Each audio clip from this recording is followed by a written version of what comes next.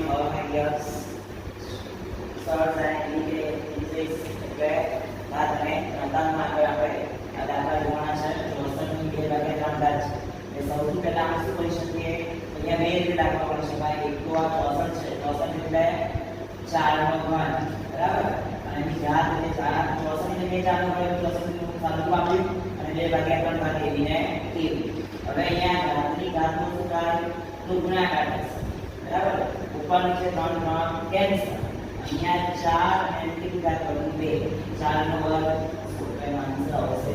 બરાબર હવે નેક્સ્ટ ચલો 256 છે એ 3 ભાગ્યા 4 ઘાત છે તો સૌથી પહેલા શું કરીશું આપણે તો બે રીતે દાખલો ગણી શકાય એક તો સૌથી પહેલા આ જે છે ને આવી રીતે ગુણાકારમાં લઈશું બરાબર તો આની પહેલા આપણે ચતુર્થ મૂળ કાઢના ચતુર્થ મૂળ એટલે બે વાર આનો વર્ગમૂળ કાઢવું પડે 256 બે વાર વર્ગમૂળ કાઢીએ એક વાર કાઢીશું તો 16 આવશે અને બીજી વાર કાઢીશું તો કેટલા આવશે 4 અને 4 નો કેટલા આવશે ઘન વધ્યો કે 4 નો ઘન કેટલો થાય 64 બરાબર નેક્સ્ટ હવે પોઈન્ટ વાળી ઘાત હોય તો શું કરવું તો પોઈન્ટની ઘાત છે બરાબર તો આપણે શું કરીશું અહીંયા સૌથી પહેલા પોઈન્ટ વાળું અને એની ઘાત હોય તો સૌથી પહેલા આપણે પોઈન્ટ પછી કેટલા આંકડા છે જોઈ લેવાનું ચલો પોઈન્ટ પછી અહીંયા કેટલા આંકડા છે 1 તો એ જેટલા આંકડા છે એનો ઘાત જોડે ગુણાકાર કરો બરાબર પોઈન્ટ પછી એક જ આંકડો છે અને એની ઘાત 2 છે એટલે બંનેનો ગુણાકાર કરી દેવાનો પોઈન્ટ પછીનો આંકડો અને એની ઘાત ચલો 2 * 2 એટલે આનો જે જવાબ આવશે એની પછીના પોઈન્ટ પછી કેટલા આંકડા આવશે 2 એટલે આનો બધું સમજવા મળશે ચલો 0 નો વર્ગ એટલે 0 પોઈન્ટ નો પોઈન્ટ 2 નો વર્ગ 4 હવે પોઈન્ટ પછી કેટલા આંકડા હોવા જોઈએ પ્લસ 2 અહીંયા શું મૂકી દેવાનું 0 તો આ આનો આન્સર છે બરાબર ચલો નેક્સ્ટ ચલો અહીંયા પોઈન્ટ પછીના બે આંકડા છે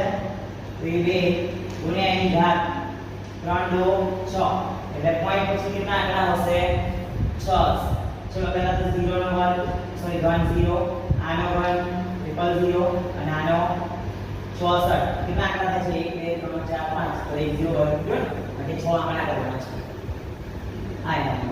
બરાબર અહીંયા પોઈન્ટ પછી કેટલા આંકડા છે 1 2 3 4 5 6 તો પોઈન્ટ પછીના 6 આંકડા અને એની